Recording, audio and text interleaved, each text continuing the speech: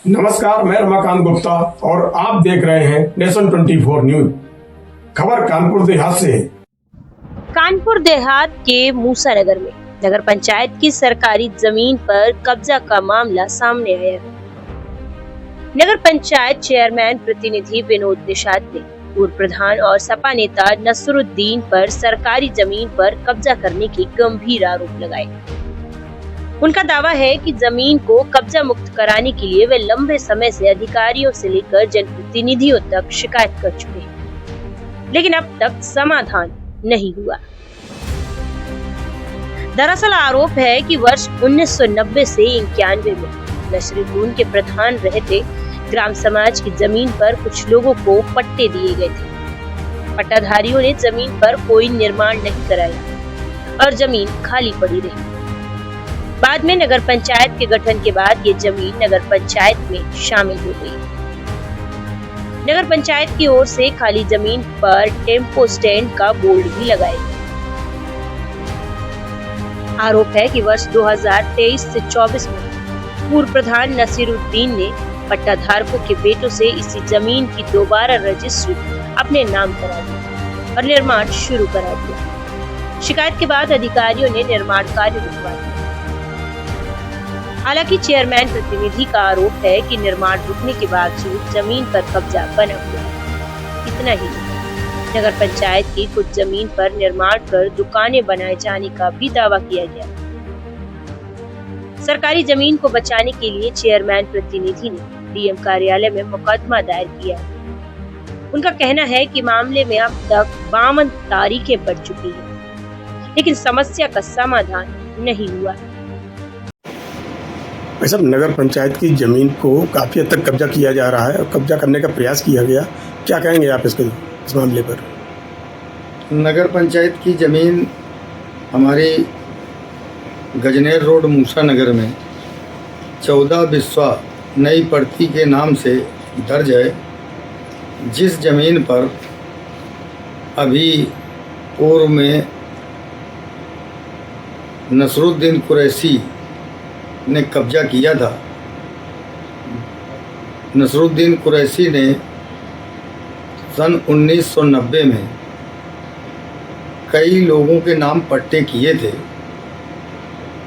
और वो पट्टे वैध नहीं थे, और उस पट्टे की जगह पे हमारी नगर पंचायत का बोर्ड भी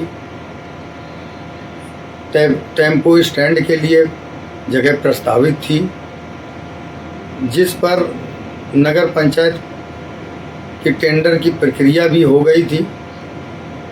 और नसरुद्दीन प्रधान ने 1990 में पट्टा किए थे और 2024 में, चूँकि पट्टे धारक तो अब जीवित हैं नहीं, उनके जो बच्चे हैं, लड़के हैं पट्टा धारकों के, उनसे इन्होंने रजिस्ट्री करवा ली 2023-24 में। और वो रजिस्ट्री आकर के नगर पंचायत में दिखाया आकर के, तो उसमें जो तो हम लोगों ने शिकायत की कि जब डीएम साहब के यहाँ, एसडीएम साहब के यहाँ कि नगर पंचायत की ज़मीन है और नई पड़ती के नाम से दर्ज है, और ये जबरन जा कर के वहाँ नसरुद्दीन कुरैशी कब्जा करने लगे 50-60 लोगों को ले जा कर के, तो उस संबंध में मैंने उसी समय एसओ महोदय जो तत्कालीन एसओ थे उनसे मैंने कहा, तो उन्होंने कहा कि आप एसडीएम साहब से बात करिए। तो हमने कहा ठीक है, एसडीएम साहब से बात कर लेंगे, लेकिन आपको तत्काल रुकवा देना चाहिए। वो बेशकीमती ज़मीन है जो करोड़ों रुपए की है, कई करोड़ में जगह की कीमत है। उस ज़मीन को आप वहाँ भेज करके रुकवा दीजिए, नहीं तो वो कब्जा कर लेगा, कर ही रहा है। तो उन्होंने मुझसे जब कहा, तो फिर मैंने एसडीएम साहब को फ़ोन मिलाया। एसडीएम साहब उस समय सर्वेश सिंह जी थे, जिनको मैंने फ़ोन मिलाया, तो उन्होंने मुझसे कहा मैं तो मथुरा वृंदावन में हूँ, आप एसओ से कह दें। तो मैंने कहा मैं एसओ साहब से कह चुका हूँ, आप कह दीजिए, आप चूँकि एसडीएम हैं तो आपकी बात अलग है। लेकिन उन्होंने भी संभवतः नहीं कहा, निर्माण कार्य होता रहा। इसके बाद मैंने डीएम साहब को फ़ोन किया, जो तत्कालीन डीएम थे उनको मैंने फ़ोन किया, तो उन्होंने कहा कि एसडीएम साहब से बात करिए। तो मैंने उन्हें भी बताया कि मैंने कहा सर एसडीएम साहब से भी हमने बात की है, लेकिन निर्माण कार्य रुक नहीं रहा है सर, तो हम आपको हमने कहा अवगत करा दें। इसके बावजूद भी जो है तो निर्माण कार्य नहीं रुका। इसके बाद फिर मैंने माननीय राकेश सचान मंत्री जी से बताई पूरी घटना, तो उन्होंने जिलाधिकारी महोदय से बात की। बात करने के बाद में निर्माण कार्य रुका। इसके बाद में पुनः दूसरे दिन फिर 50-60 लोगों को ले जा करके उसने निर्माण कार्य करने लगा, तो जिसने काफ़ी बाउंड्री भी बना दी, गेट भी लगा दिया था। उस संबंध में फिर मैंने पुनः मंत्री जी से कहा, लेकिन जब निर्माण कार्य नहीं रुका तो फिर मैंने 1076 में भी कॉल की, तब जाकर के निर्माण कार्य रुका। फिर तत्कालीन जिलाधिकारी महोदय जो थे उन्होंने उस पर रिपोर्ट मांगी एसडीएम साहब से। एसडीएम साहब ने रिपोर्ट बना करके भेजी, जो पट्टे इन्होंने किए थे नसरुद्दीन प्रधान जी ने, तो उनके उसमें पट्टा निरस्त करने के लिए डीएम साहब को रिपोर्ट भेजी है, जो लगभग काफ़ी समय से वहाँ पे लंबित है और 50-55 तारीखें बराबर पड़ रही हैं। और अगला तो ये कहता है और थोड़े दिन यदि चल जाएगा तो मैं सब कुछ करा लूँगा। इन परिस्थितियों में हम ये चाहते हैं कि जिलाधिकारी महोदय के यहाँ पड़ी हुई है फाइल, तो उसको समय से उसको कर दिया जाए, जिससे ज़मीन नगर पंचायत की बचाई जा सके। और मैं इससे ज़्यादा क्या कहूँ। एक तरफ से है माननीय सीएम साहब का आदेश है कि जो भी सरकारी ज़मीन अतिक्रमण है उनको अतिक्रमण से मुक्त कराया जाए। आप सरकारी ज़मीन के लिए बराबर लड़ रहे हैं, इसके बाद भी आपको क्या लग रहा है कितनी समस्याएं हो रही हैं? मेरे सामने तो समस्या है, चूँकि ये मेरी व्यक्तिगत ज़मीन नहीं है, ये ज़मीन नगर पंचायत की, मैं उसकी सुरक्षा कर रहा हूँ और बराबर मैं प्रयास में हूँ और मुझसे जितना भी बन सक रहा है मैं कर रहा हूँ। तमाम जगह से मेरे पास में नसरुद्दीन प्रधान की सिफारिशें भी आई, लेकिन मैंने भी उनसे ये कहा, हमने कहा प्रधान जी जो जायज़ होगा वही मैं कर पाऊँगा, आप अन्यथा परेशान ना हो, उसमें कोई गुंजाइश है नहीं। आपने ही पट्टा किया था 1990 में और आप ही ने रजिस्ट्री करा ली, ये कहाँ का न्याय है प्रधान जी? आपने क्या इसीलिए जो तो उनको पट्टा किए थे, अगर पट्टा भी मान लिया जाए तो क्या आप उनसे रजिस्ट्री करा करके जो तो आप स्वयं कब्जा कर लेंगे? आपने कर ही लिया कब्जा। इसके बाद भी जो तो आप दबाव बनाए हुए हैं, तो प्रधान जी अनावश्यक दबाव न बनाएं।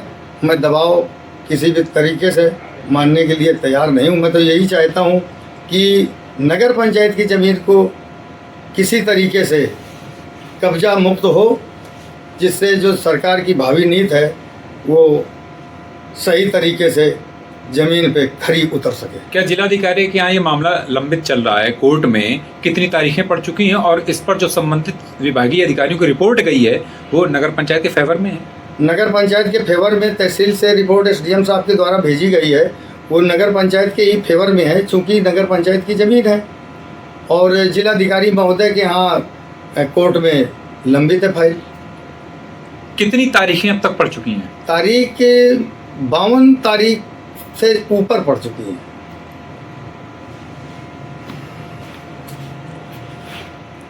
सब ये माना जाए कि 90-91 में जी नसरुद्दीन के द्वारा पट्टे कराए गए थे, इकट्ठे किए गए थे, बावजूद इसके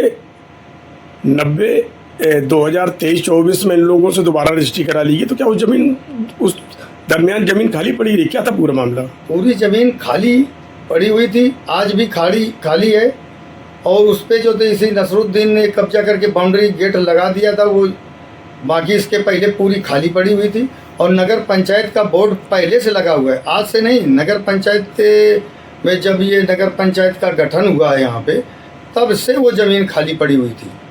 तो पट्टा होने के बाद एक नियम होता होगा कि उसको कब तक बनवाना है, अगर नहीं बनवाते तो सौदा निरस्त होने वाला कोई प्रावधान ऐसा है? उसका नियम ये है कि मैं भी 3 बार ग्राम प्रधान रहा हूँ। जो हम समझते हैं कि पट्टा अगर किया जाता है, अगर 3 साल के अंदर कोई पट्टा धारक नहीं बनाता है तो वो पट्टा शून्य माना जाता है। और इसमें तो 35 साल हो गए और बेश की कीमती ज़मीन है, वही पट्टा करने वाले हैं, वही अपने नाम उनसे रजिस्ट्री कराने वाले हैं। तो ऐसे में ये माना जाए कि जो उन्होंने पट्टे किए थे जी, और उस समय उन लोगों को जरूरत नहीं पड़ी इसलिए उन्होंने नहीं बनवाए, गलत लोगों को पट्टे किए लोगों गए ने गलत लोगों को इन्होंने अपने हिसाब से पट्टे कर दिए होंगे उस समय, क्योंकि प्रधान थे।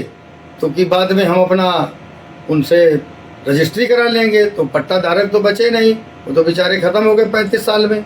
अब उनके बच्चे हैं, उनसे जो तो इन्होंने रजिस्ट्री करा लिए। वहीं इस मामले में कानपुर देहात के अपर जिलाधिकारी प्रशासन अमित कुमार ने बताया कि नगर पंचायत की सरकारी जमीन पर कब्जे का मामला संज्ञान में है।